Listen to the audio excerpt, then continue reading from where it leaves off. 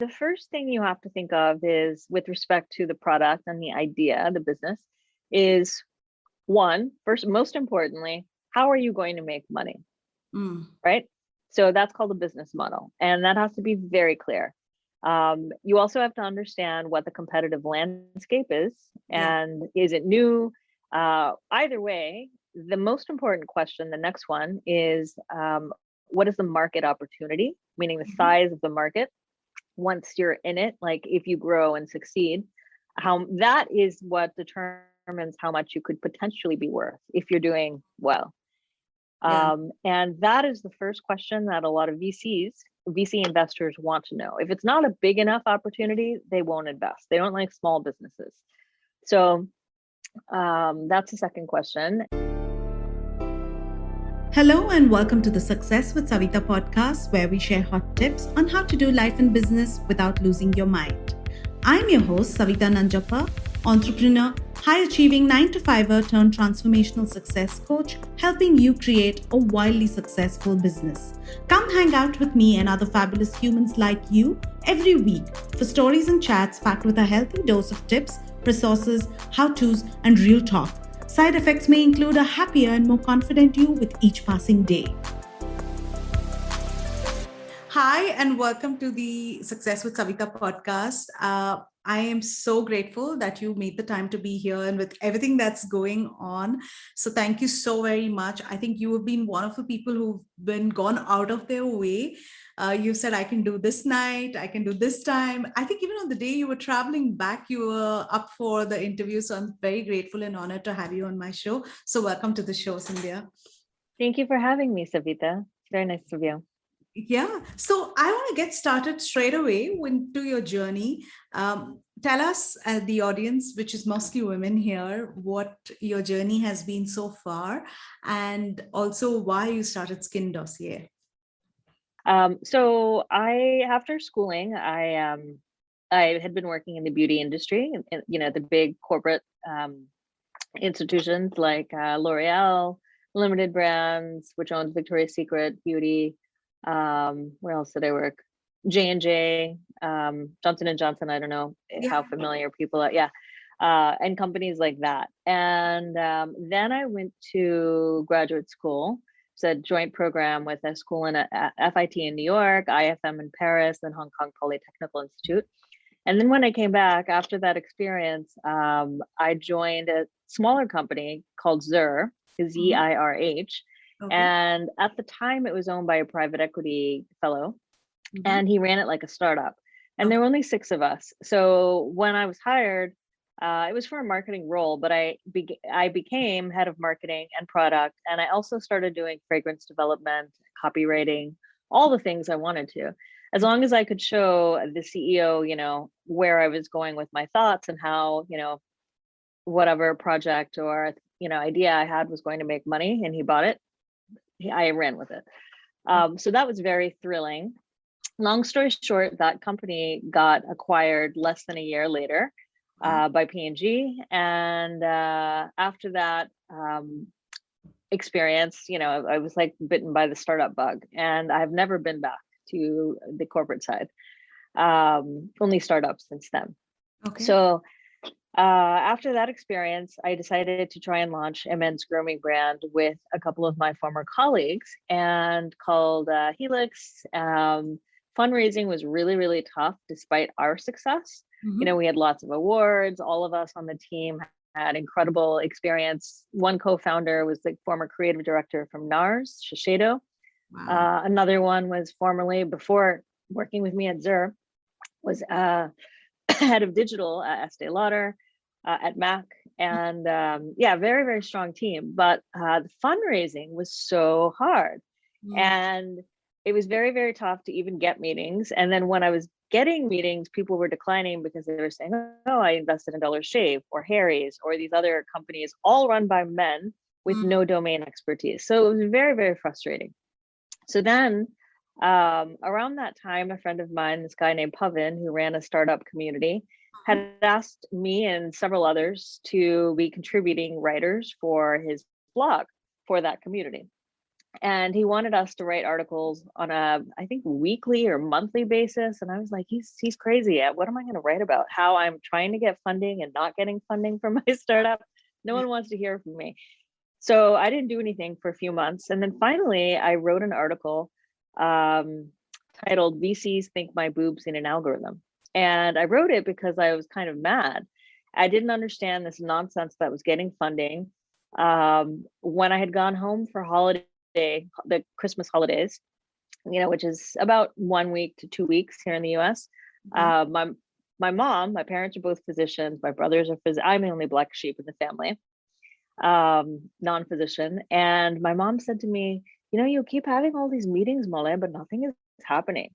I was thinking maybe you should see a psychiatrist. And I was like, oh my God. This is really bad. And no, I don't need a psychiatrist. This is just how it works. And it's a very frustrating process. And that just made me more angry.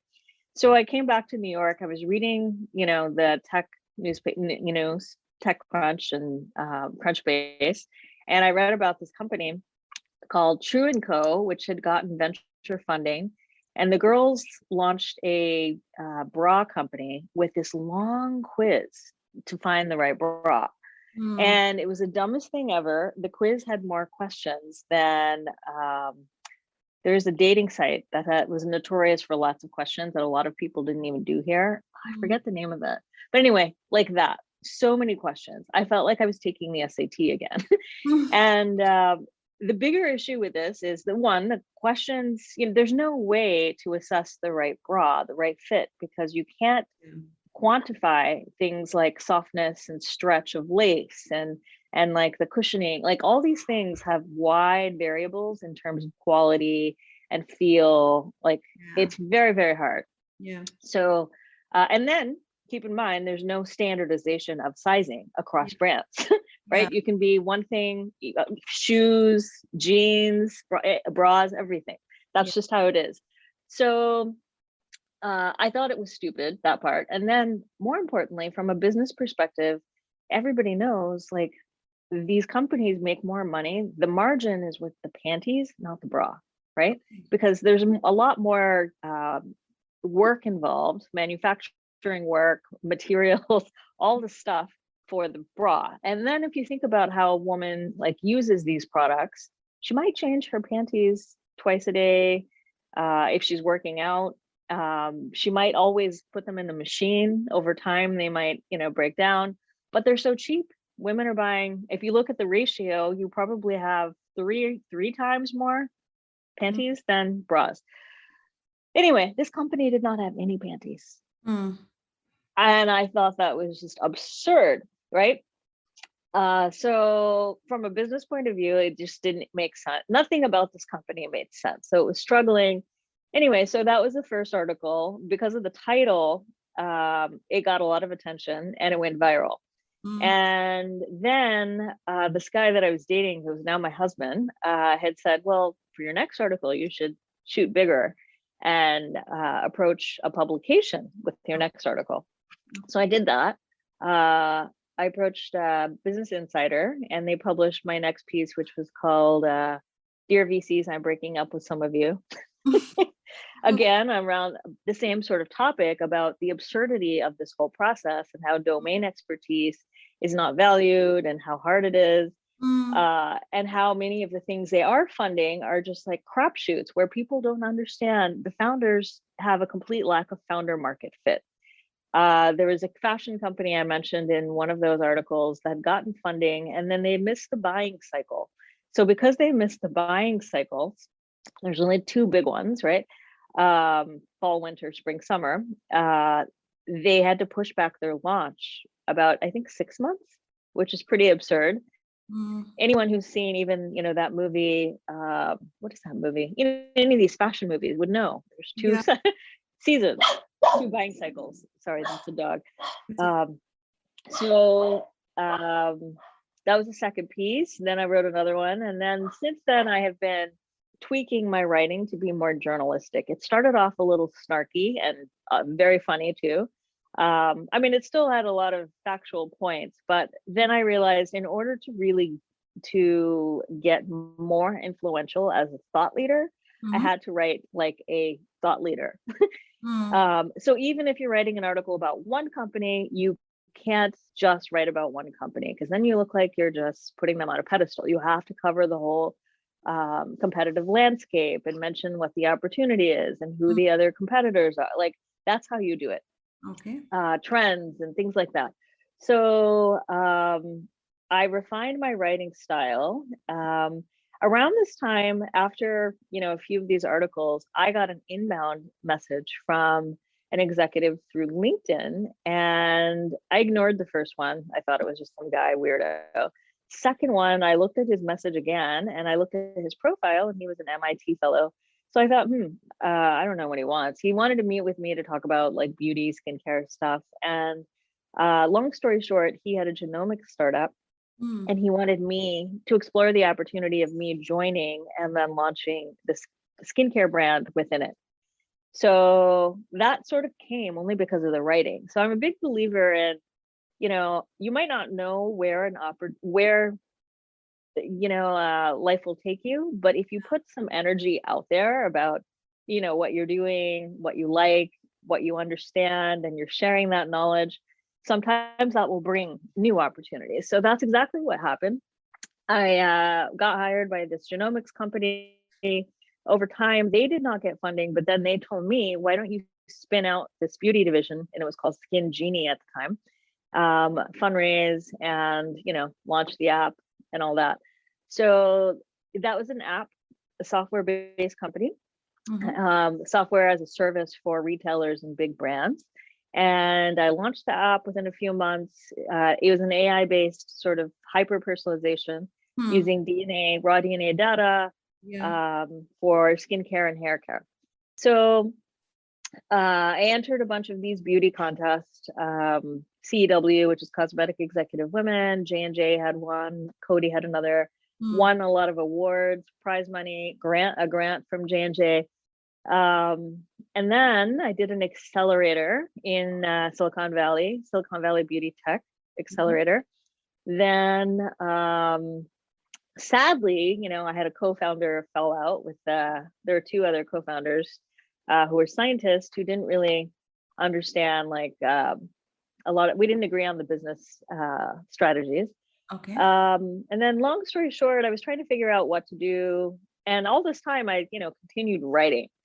And then I realized, and then, I just took a time out. I just was writing, consulting on the side. And then that company was dissolved, even though it was doing really well. Okay. Then 2 years had passed almost, and I realized nobody caught up with what I had been doing with the hyper-personalization for skincare. Yeah. So then that was the impetus for me to start Dossier. Dossier is even more more hyper-personalized than SkinGenie was. Okay. So it's an AI and machine learning based platform, and we have 3 diagnostics. We have raw DNA data that can be analyzed. Then within minutes, if a person has already done DNA testing. If you haven't done that, then there's facial imaging with depth. And it's very similar to what the iPhone does. When you turn on your phone and it recognizes who you are, even if you have your phone here or here, So the idea is it has a 3D imaging of the face. And because it's 3D, you can understand what kind of pimples a person has, if it's cystic or if it's just a blackhead. You can also understand how a person is aging, because just looking at yourself 2D, like straight on in a mirror, doesn't give you the full picture. You really have to turn your face and start looking like that. And then you'll see, I'm losing, most bases anyway, will lose volume. Yeah. Here. Yeah. And we have more of a volume loss issue than wrinkles and deep wrinkles and fine lines. Okay. So understanding all of that will help us recommend the best treatments and products. And with DNA, you can understand what traits you're predisposed to that you may or may not exhibit. Okay. Even not exhibiting them, that doesn't mean you don't have it, the predisposition. It just means that you might be managing your skin well. So by and large, most bases are predisposed to have hyperpigmentation issues. That might surface when you're extremely stressed, when you're pregnant and undergo like hormonal changes, or when you go and do extreme treatments, like chemical peels and things like that.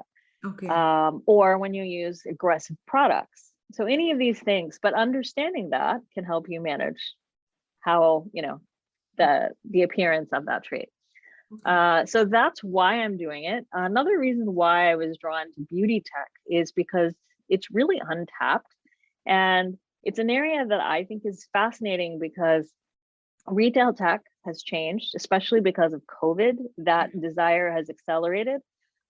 There's no way to shop. Like if you go into a shop, like a Sephora or what's another place that you would know? Shopper Stop, like all these kind of places. Nykaa is big. Nykaa. Yeah, Nykaa. Usually, there are young girls there selling the products who are just college. They're not experts in skin. Yeah. And with makeup, it's different. If you're around the same skin color as somebody and have the same kind of style, you can just get their lipstick shades and eyeshadow shades and buy that and it's fine. Skincare is a whole nother ball game. You cannot oftentimes you can't even use the same products as your sister or cousin because you have different skin.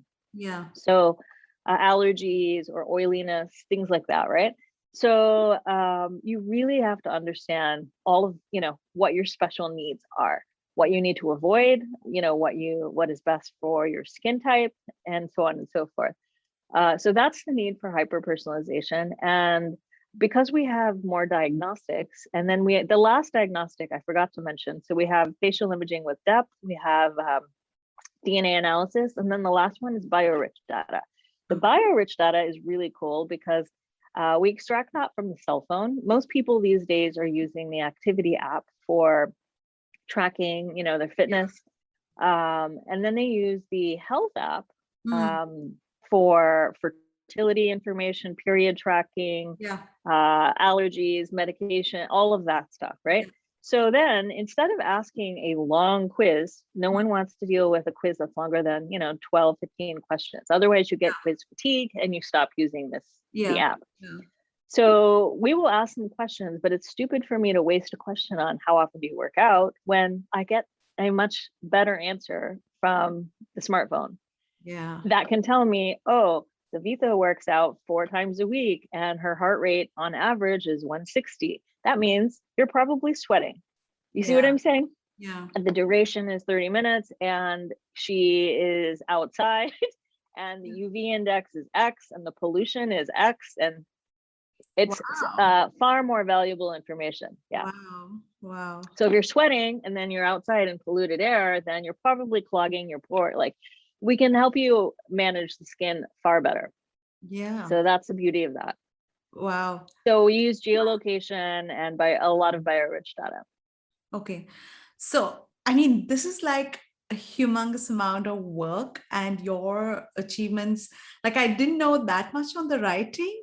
And when I was looking, when I was checking the work that you do, and I was thinking hyper-personalizing, I was actually thinking just about the questionnaire, because I recently did buy a product, which was about, you had to take, and I realized that maybe what I thought about my own skin wasn't right, because the product that's come is actually more drying. I mean, it's not moisturizing my skin enough. So it's wrong. So I know I'm not going to continue. I'm not going to buy. So they've been reminding me saying, hey, this is the product that we designed for you based on your questionnaire. And I'm like, oh, but that's not working for me. And now I'm not sure if I'll answer the questions right. So I'm not going to buy more. So, it's dropping off right there, even though I'm interested in getting something which is so customized for my skin. I feel like, wow, I love what you're doing. How can I get a piece of the action? And is it already up, running, available? No, so we're building the back end right now, and I'm actually fundraising it again. Wow. Because this is a new company. But this time around, I joined another accelerator group, one that's pretty exclusive and known as second to Y Combinator in the tech community. So I think I'm in a better position. My team is really strong. One of my co-founders is a renowned dermatologist who launched one of the largest Asian genomics companies. He's based in Singapore. And then our advisor is a former chief digital officer of Sephora Global. So a very strong team. Mm. What else can I say? Then, I told you my writing has also gone up a notch. One of my Yeah. dreams or goals for the new year in January was to get published in TechCrunch. Okay. And I actually did manage to get that Yeah, I done by saw the end that. of January. Yeah, I saw that. So Congratulations. thank you. Yeah. So, I'm doing things like that to help. And then the article I wrote was called Beauty Tech is Big Money, Not Hope in a Jar. And so ultimately, when personalization works, whether it's for fashion, whether it's for beauty, or what else are people using? They're using it for so many things these days. When it is accurate, the conversion is really high. And when retailers and big brands see that, they spend money on this. So that's the goal now, because people are spending so much more time, online, on their apps, phones, or computers to do the shopping. Like what you hear so far? Make sure you never miss a show by clicking the subscribe button now. Stay tuned as we take a quick break, and we'll see you on the other side of the show. Yeah, I think it's brilliant. I mean, I'm loving what you're sharing so far. But the writing, I would love to read. Please, I'm going to drop the links with this episode so everyone can read it. So did you at any time, before I actually move to our next question, did you at any time think that, like even 5 years ago, or say 10 years ago, did you think you would be doing something like this? Did you have the inclination, or is it like it just happened the last couple of years? I've been doing this startup stuff for the last 7.5, 8 years, I'd say. Okay. I did not have an inkling. I didn't really know, before I was the corporate girl working at the big companies. Yeah. So no, I didn't know That you would turn entrepreneur, you would be fundraising yourself. You never. And 7 years ago is when all these startups started happening in the consumer world. Before it was pure tech, right? So yeah. Okay, awesome. So my next question is about, as you're going through this process where you're building the tech, right? What are some of the stages that every beauty tech entrepreneur needs to keep in mind when you start from, let's say, ideation to your finished product? Is there some tips that you can share around what those stages are and what one should look out for or plan for if they want to get? So the first thing you have to think of is, with respect to the product and the idea, the business, is first, most importantly, how are you going to make money? Right? So that's called a business model. And that has to be very clear. You also have to understand what the competitive landscape is, and is it new? Either way, the most important question, the next one, is what is the market opportunity, meaning the size of the market once you're in it, like if you grow and succeed, that is what determines how much you could potentially be worth if you're doing well. And that is the first question that a lot of VC investors want to know. If it's not a big enough opportunity, they won't invest. They don't like small businesses. So that's the second question. And then, so what you really need to do is a lot of research to support why your product makes sense, number one. Research to show, what the competitive landscape is, and then the market opportunity.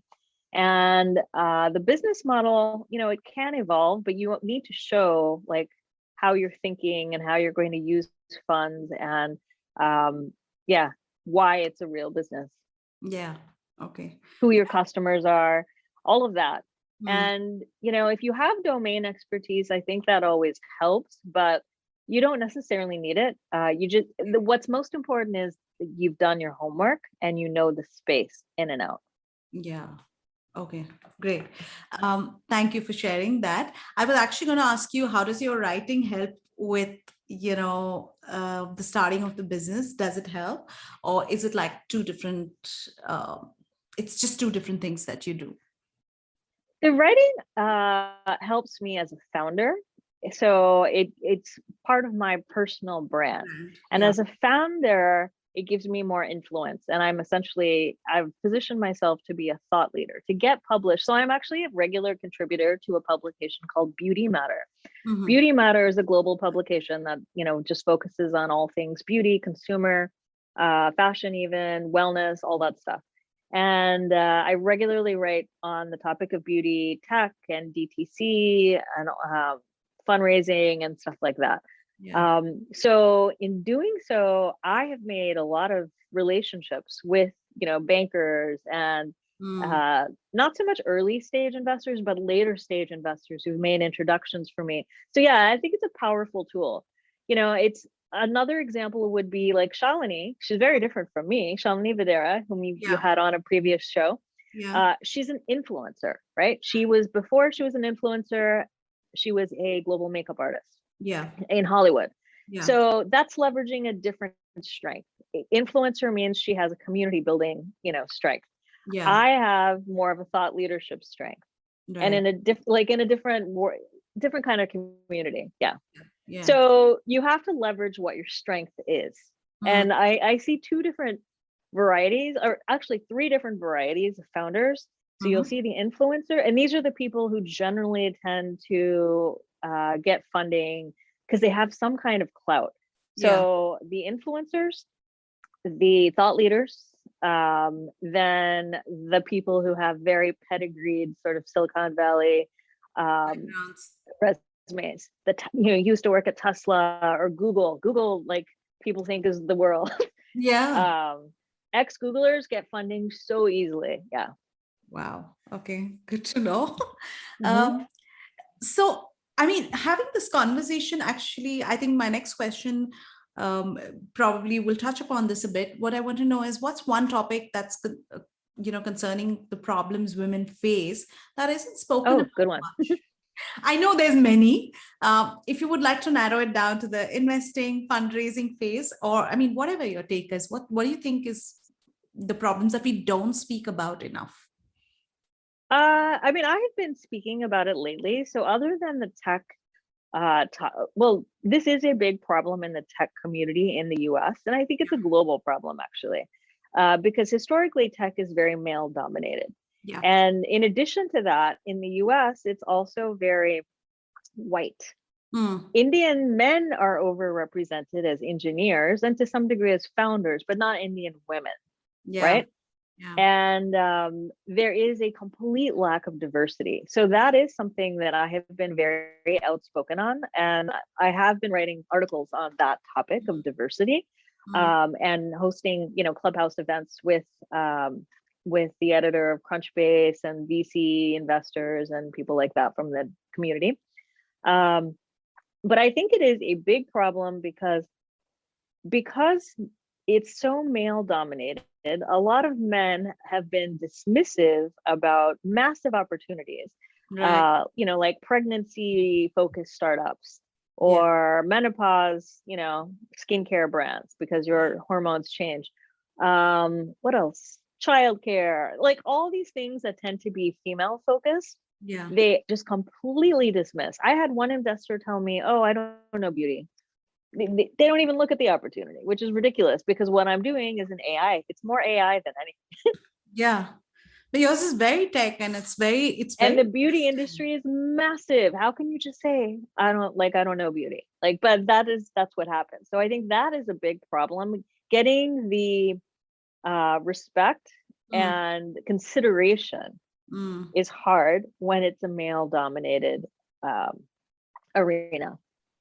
I'm taking so many notes as you're speaking, and consideration is so important, and it's true. Everything that you said. Not even women. A lot of women are not even getting rejected because they don't get considered.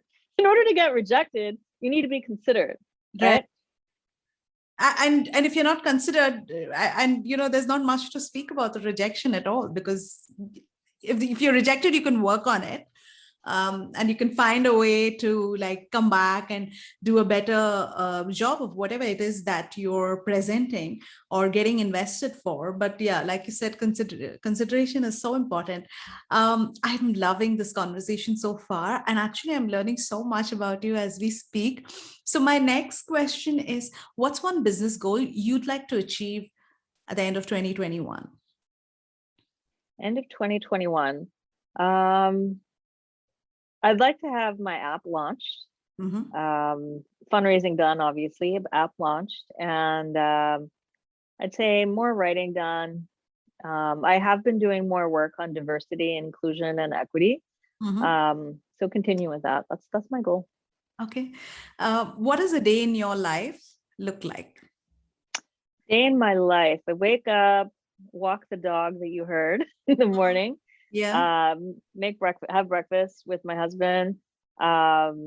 He takes the guest room. I'm actually at his parents' house right now, just for the weekend. It's a long weekend here in the States. Yeah, Memorial Day. Yeah, Memorial Day. So I usually work in the living room, and then I'll take a break. We'll have a lunch together, or usually apart, actually. Okay. And then work out. I mean, it's pretty ho-hum because we weren't doing that much because of COVID.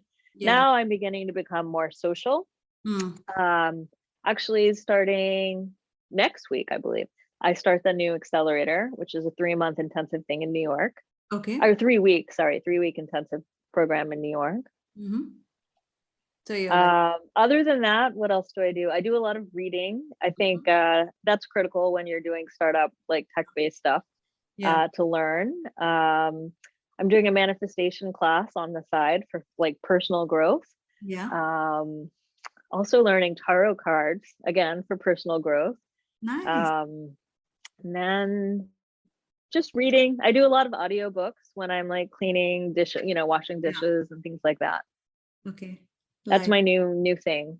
Because I think, learning is fun. Yeah. And being entertained too. So if you can do that while you're also keeping busy, doing chores. Yeah. Killing two stones at once. I love hearing how everyone else's day goes. So this is my favorite question. I think I wait till I can ask this question. So then I know those things resonate with me. So yeah, thank you for sharing that. And I know that I can't let you go. I just have 2 more questions, but is there a piece of advice you would give budding entrepreneurs? Like somebody who wants to start out or is thinking about starting out? I would say it's not easy. It's not an easy journey for sure.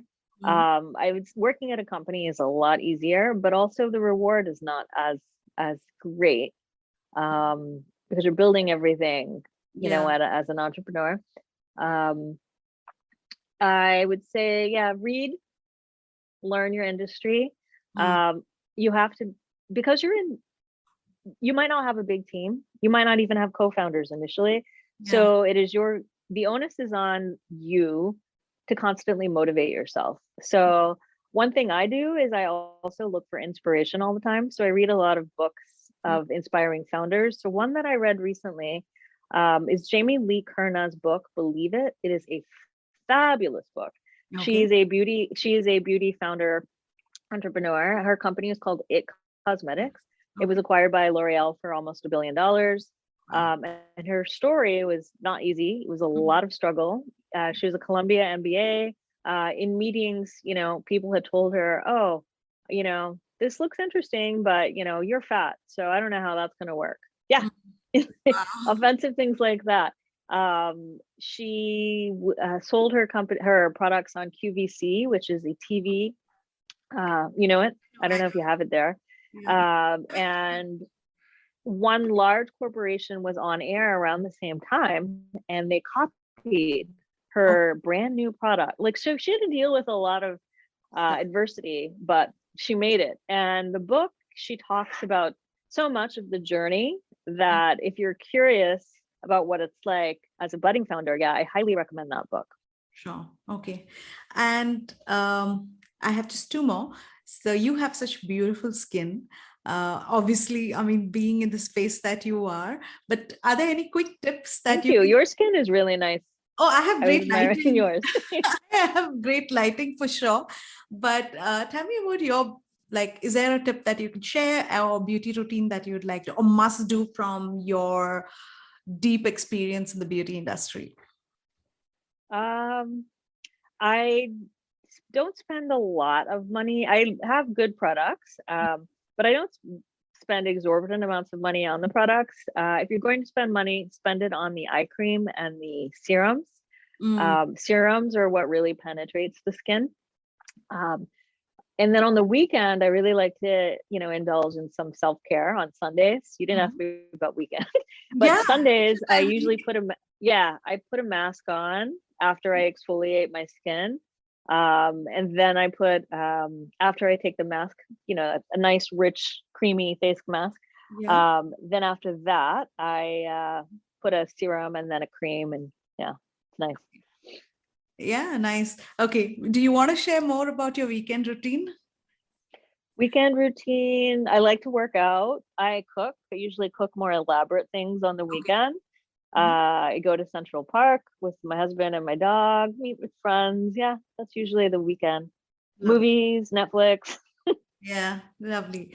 And finally, my last question. I don't want this conversation to end because I have so many more things to ask you, especially about your writing and the tech. But my last question is there like a piece of advice that you would give yourself when you started out? Give myself when I started out. Okay, so as a founder, if you're fundraising, it's very hard to launch a company on your own unless you have a lot of generational wealth, right?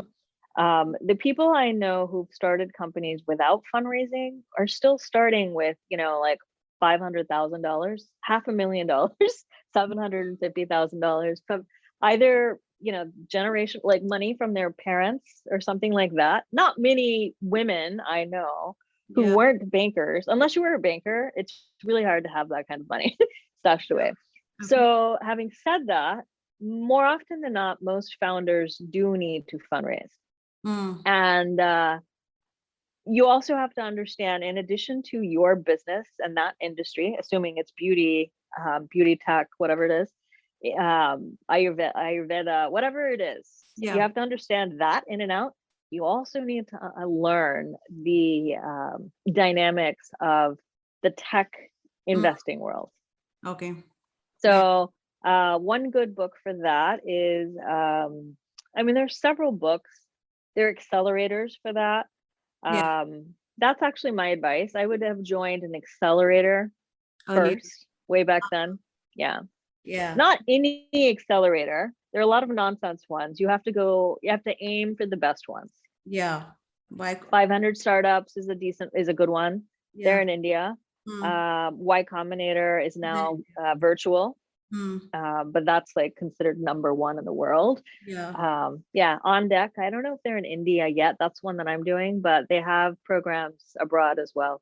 Okay, we have Techstars. There are quite a few. Of course, I'm in Bangalore. Yes, Techstars is a good one. 500 Startups, Yeah, I'm in Bangalore, which is India's so-called Silicon capital, and we have startup pitching events like every week when it's possible. But yeah, it's been great advice so far, and I'm so I actually enjoyed this conversation. I got to know so much more about you. I'm going to read all your articles. Please share the links, and thank you so much for making the time to be here today and chat with us, because I know that in 3 weeks maybe you won't have so much time to be chatting. And all the best. I hope you achieve all your goals. Oh, thank you so much, Sindhya. Following your journey and seeing how this all plays out, and I'm sure it's going to be fabulous for you. Thank you. Let me know if I can be helpful, and stay in touch. Yeah, of course, completely. Thank you so much. Thank you for listening to the podcast. If you like this episode and you want more, you can go to the show notes on my website, which is successwithsavita.com/podcast. If you like what you've heard so far, I would be grateful to you if you could leave me a 5-star review, subscribe to this podcast, and share with a friend who may find this useful. You can also follow me on my Instagram @successwithsavita and DM me any questions you may have, and I will be happy to answer them for you. Until the next episode, believe in yourself and all the best to your success.